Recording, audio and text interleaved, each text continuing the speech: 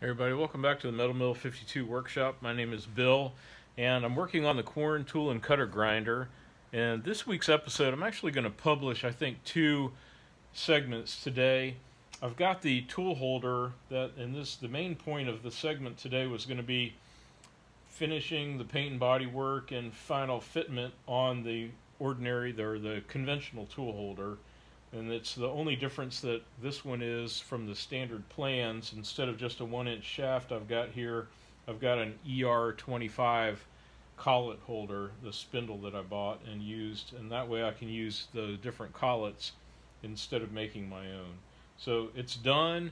If you'll stay with me, probably this video will be 20-25 minutes of just the paint and body work. And the other one I'm going to publish today, I actually had to make, or not make a hole from scratch, but I had to finish another ball handle for over here.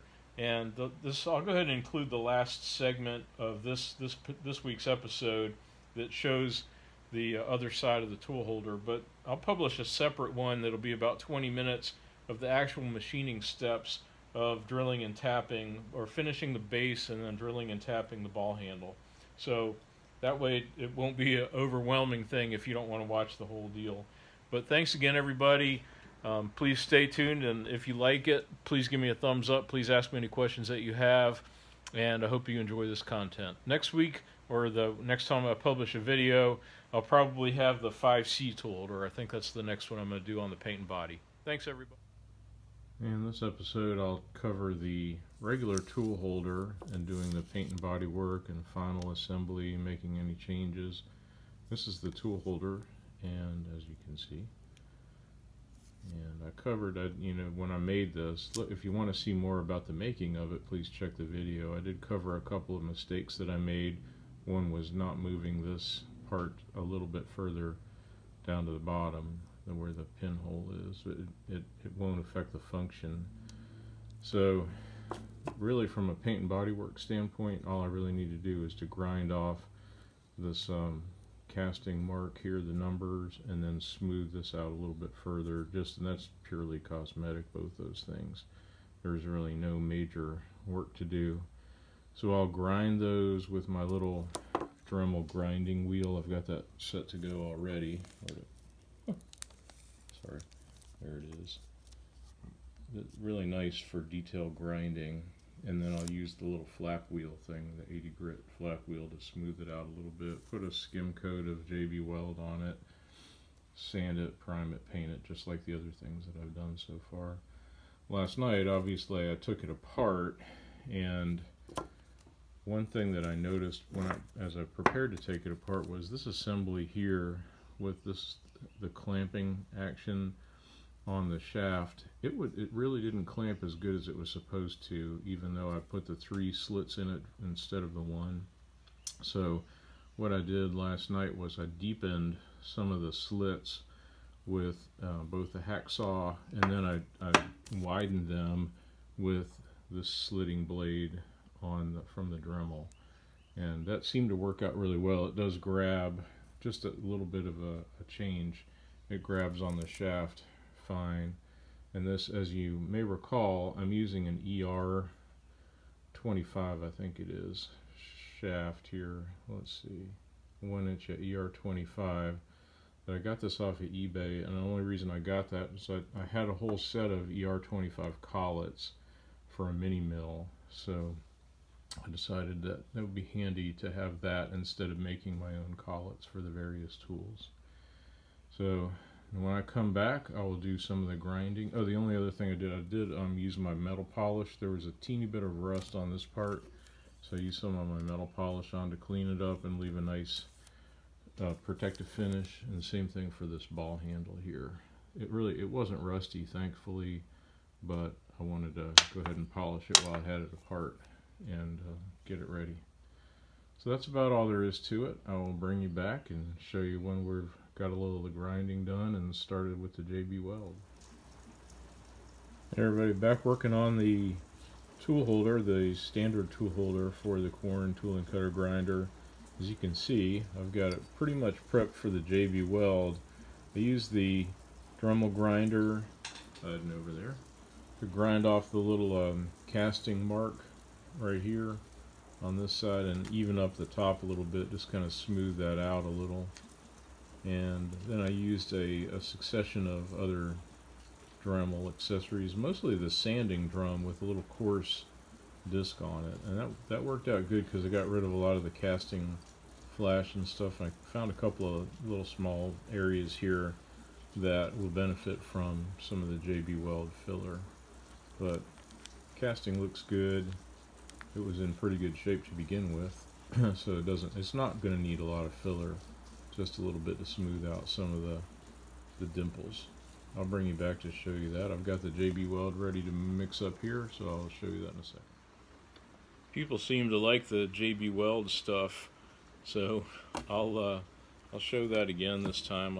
I won't do it as long as last time. I think I did like 5 or 8 minutes, but I really do like this tube. It's a little bit more expensive to buy it this way because you're getting this fancy tube, but it really makes the mixing and more specifically the closing up process a lot easier. Let me show you. Just twist this little part on the bottom, pull it out, and as you can see, I've pretty much used up this entire tube.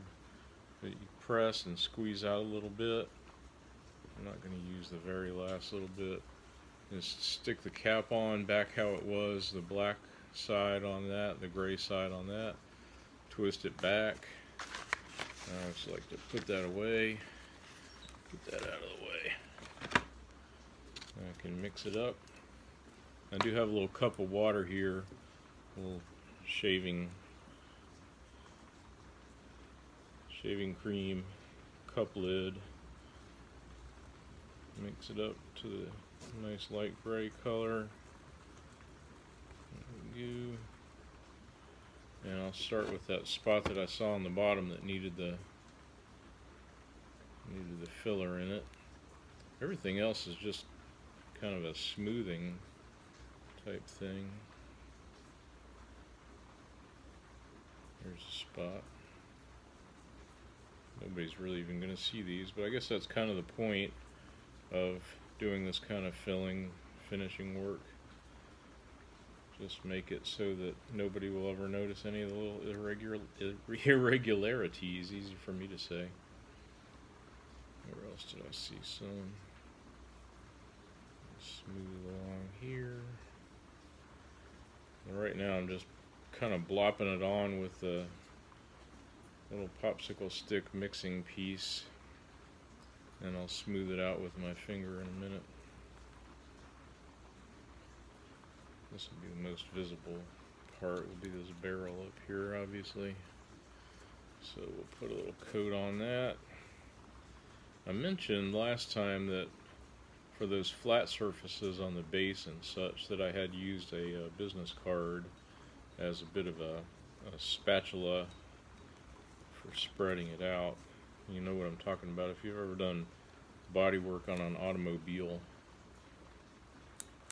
You use a spatula, kind of like a same thing, same idea, I should say, with plastering in a house. Where did I put that business card? Dang it! I must have knocked it off. Well, let's see. Yeah, that'll be good. I'm gonna put it under here somewhere. Well, this is not a business card, but it's a pretty good piece of paper. I'll just show you the technique anyway. Just get something kind of flat and smooth. Just use it like a spatula wiping tool like you would on body work on an automobile. Don't be worried if there's a couple little ripples, because the whole idea, you're going to sand a lot of this JB Weld away. The whole idea is just to put it on there so that it can, and help it find its way into the little nooks and crannies, so that when you sand it, it'll level things out, even it out a little bit, even your surface finish out. I think the professor even talks about bringing out the finish. That's the idea. That's, well, a good phrase to use for the idea here. So I'll stick that on there, smooth that on with my little makeshift ultra light duty spatula piece of cardboard, and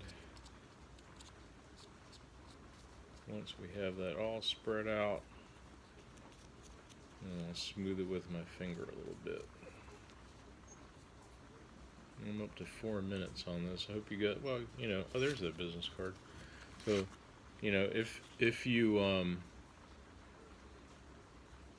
just fast forward if you don't enjoy this kind of stuff, but you know, one of my favorite YouTube people is Keith Appleton, and he even shows brush painting some of the models that he builds, and I don't mind watching that at all. I like to watch somebody, you know, observe the techniques that they use and think about how I could apply that to a project of my own.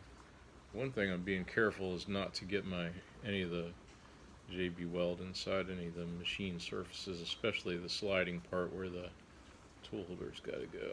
Or I mean the bar for the tool holder.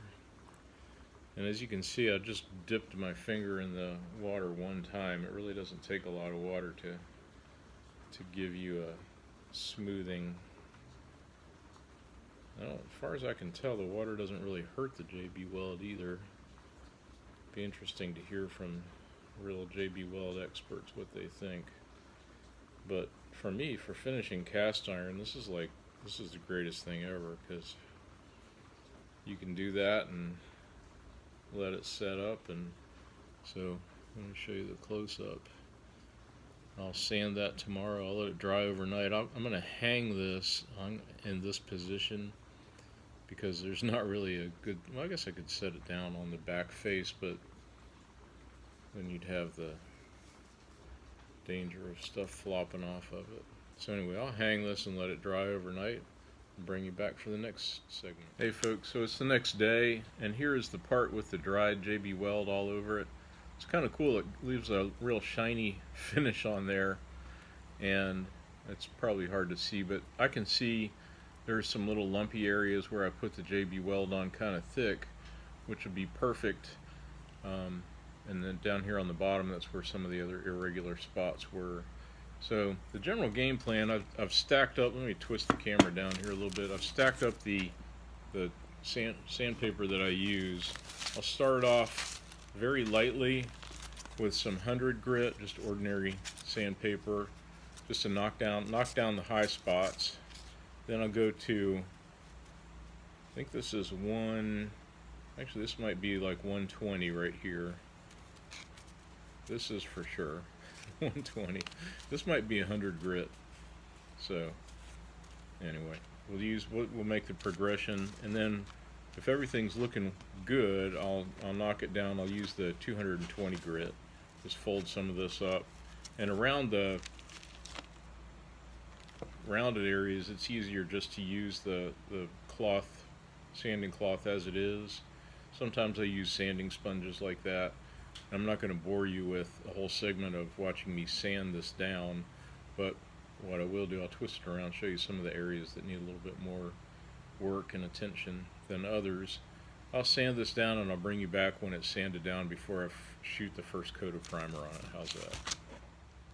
Alright, here we go after some sanding, and I've wiped it off. I broke out a new tack cloth here, get the dust off before I paint it. So if you can take a look at that, you can see it's not nearly as shiny as it was. Like I said, that's kind of the good thing about the JB Weld. It has a real shiny finish, and then sanding it down with the progressively finer grits down to 220 here, you get it kind of a little bit of a dull, in most places, dull finish, and that's where the JB Weld has remained.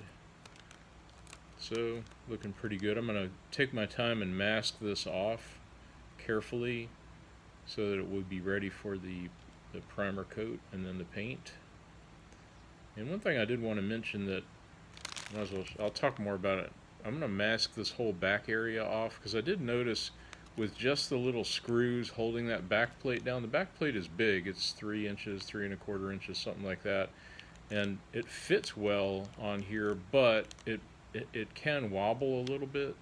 So I don't like that, so I was going to put a little bit of green Loctite at least down on part of this. Since I'm using the compression bolt there, I don't want to Loctite it all down, but I plan on Loctiting the back plate on, and so I want to mask this whole area off. I'll bring you back and show you what it looks like after we got some primer on it. Okay, here we go. I've got the part carefully masked off now. As you can see, I masked off the whole machine surface on the back, and with the painter's tape. Masked off the front too. This is where the little control rod goes in, for lack of a better word.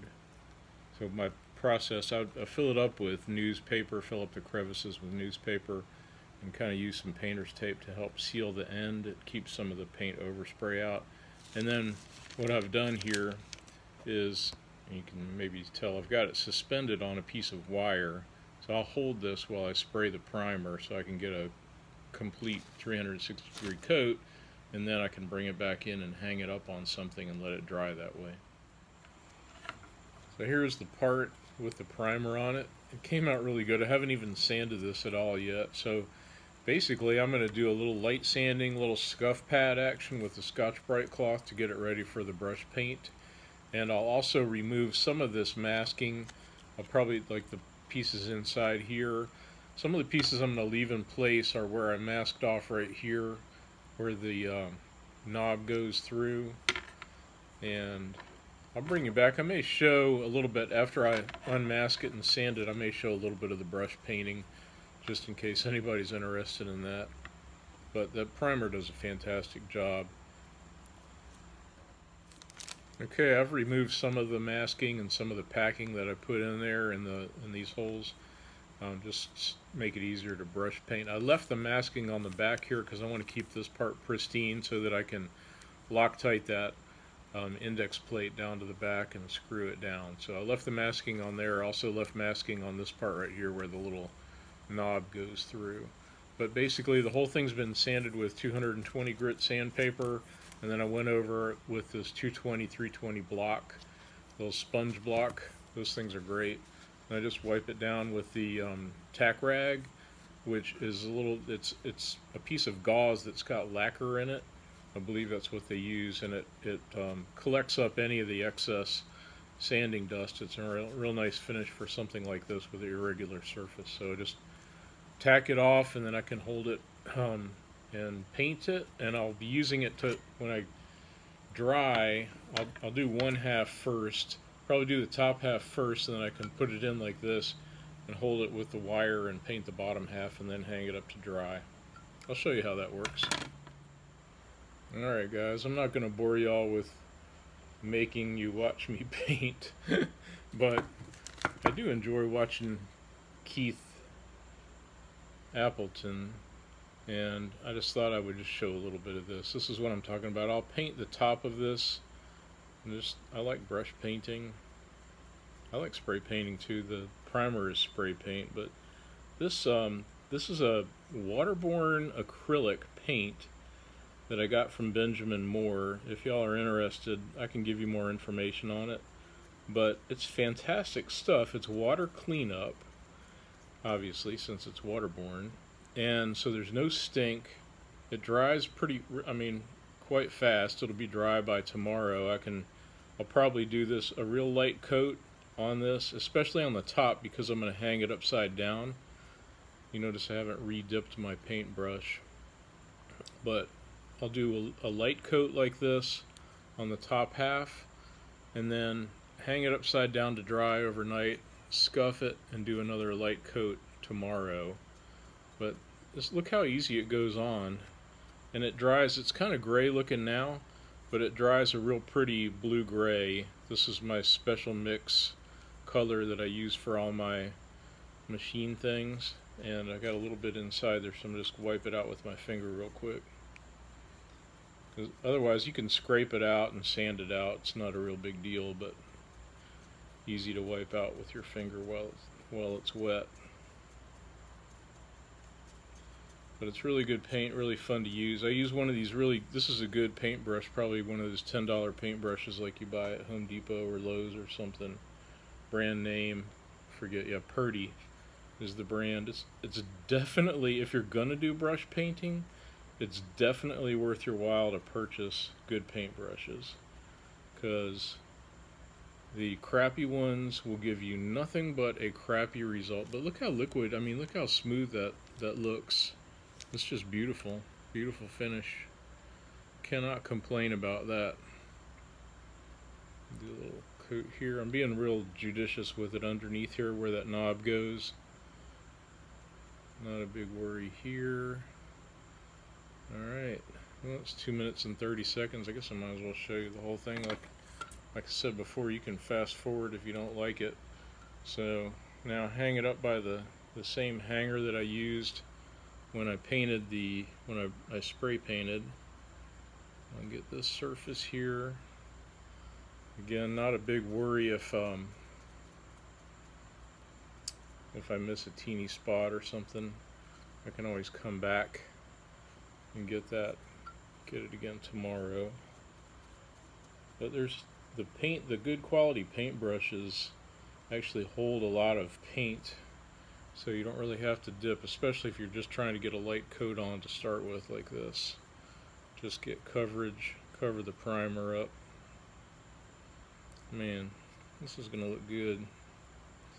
So look at that, what a whopping 5 minutes. No stink, no mess, no fuss. I can take the paintbrush in the house and wash it out really good. I like to use soap and water when I wash out my paintbrushes.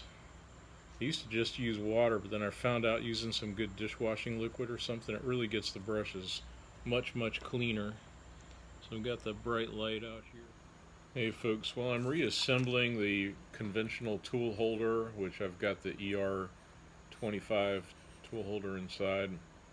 Anyway, one thing I noticed when I first machined this is that the back plate here is a very nice fit on the rim that it's supposed to go on. The problem is when I had tightened down the little screws, where are they? I better find them in a minute here. Anyway, when I tightened them down, I realized there's a little gap. It's about 16 thou or so, maybe a little bit less than that, gap in between the back plate and the casting, so I didn't machine it perfectly when I made it, and I thought about some different ideas to correct that. One of which I was thinking about using some green Loctite to hold the plate in place, because I know that would do it. The only problem is it would probably inhibit some of the clamping motion from the split here in the casting. So there's the little flathead screws. So what I decided to do is I've just cleaned this off with some acetone. I marked the surface there, and I cleaned both surfaces with the acetone. I'm going to mix up a little bit of JB Weld here and just dab it on, and I can dab it on the bottom half and all around here.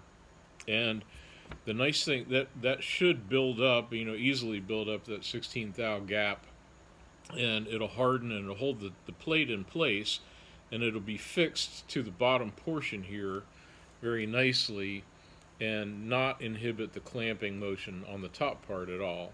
So that's what I'm shooting for in a second. I'll mix up the JB Weld and show my little application and how I'm holding that in place in just a second. Okay, I have the JB Weld mixed up here on my little mixing block, and I'm going to apply it with a paintbrush here, because that'll help me be extra accurate, a little modeling type paintbrush. So I don't want to get it in the center hole there, obviously.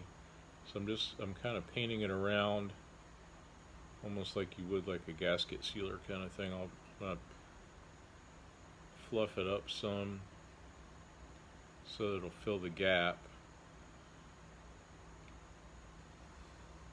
The other option besides the green Loctite, I thought about maybe trying to do something with a shim, but then when you get a shim, the only thing that would hold the shim in place would be the screws, and then you're still got the possibility the possibility of having a little bit of rocking motion and so forth. And I just thought the JB Weld, it's sort of like a carpenter's putty type solution. I totally get that, And I'm sure that there's some purists out there that are shaking their heads, but you know, to me this is just a practical solution. And the nice thing is, if for some odd reason it doesn't work or I have to take the whole thing apart, JB Weld is, although it's super strong and I really like it and I use it for a lot of stuff, it's not the end of the world. I mean, it's, you know, I will be able to take it apart. So I could pry it apart and clip it off, scrape off the excess if I needed to. Okay, so there we have it. It's set down. I'm going to set it in place carefully. Alright, and I have a little 5/16 inch drill here I can use to line that up, because I didn't want to get JB Weld on my plunger tool. Alright, and with the left and right, I marked these yesterday, these little flathead screws. There we go, this is the left one. When I was painting on the JB Weld on the surface there, I did put a little bit of a dab down into the screw hole, so that should prevent the screws from backing off loose. Loosen that up just a hair. I'll tighten them down uniformly on both sides.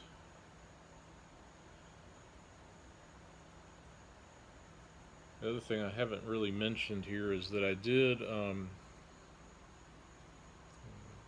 this up. There we go.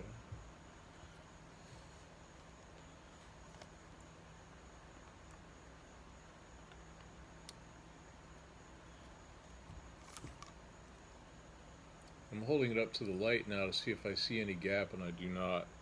So it looks like the JB Weld has filled the hole there. I wanted to place this on the collet. Let me flip up the camera a little bit. You can see I'm going to put the collet on there, and then the backing plate. Make sure I don't have anything on there. And the nut. Tighten that down a little bit. So I have this all set together so that the backing plate that we just screwed in place will be parallel with the, perpendicular to the surface of the degree wheel, the index wheel, for lack of a better word. Alright, so that's set together, and I think that's going to work out nicely. I'm just going to leave that tonight. I'll let the JB Weld set up, and we shall see tomorrow once I'll take that apart. Here's the little the plunger and the plunger knob. I could reassemble these two, but I don't want to do that right now while they're, and take a risk of getting this thing JB welded into that hole. So I'll leave that be for now and let it set up and dry tonight, and we'll probably finish the assembly tomorrow. A couple things, I did use my polish on a lot of these things. I used the polish on this wheel here. Looks like I'm gonna have to do that again. Dang, that's pretty obnoxious. I probably need to use a Dremel and a buffing wheel and my metal polish on there. I did use the metal polish on this piece because there was some rust that had formed. I used it on the clamping bolt, and I did, when I deburred, I scraped out the 5/8 inch hole. So this is the little rod that goes into the tool holder on the Quorn. It's a nice snug fit, as you can see, and this is the split cotter that goes in here as well, and that's a pretty snug fit too. So that's the main pieces. I'll finish up the assembly tomorrow, and oh yeah, the only other thing, once that's done, I wanted to get this done tonight so that the backing plate is solid in place. And I did notice there was a couple of places on the paint job I needed to touch up, but I thought I'd wait till go ahead and get this thing in place securely tonight before I put the final paint on it tomorrow. So here's the completed painted mounted tool holder. This is the ball handle that we just made and polished up just a few seconds ago. It came out really nice. I do have a coat of wax on everything just to kind of protect it, and I'll put a little cloth over this thing as I work on it. The next thing I'll be working on will be the 5C tool holder. So while I'm on a roll with the paint and body work, I want to go ahead and do that. So that'll be the next thing. Please like and subscribe. Pass the word to folks if you've enjoyed this content. Ask any questions that you have. I'll do my best to try to answer them. The Quorn is basically at a point where I could start using it, but while I'm on a roll with all the paint and body work, I want to finish that up. So stay tuned. The next installment will be more paint and body work, probably on the 5C tool holder. Thanks everybody. Have a great week.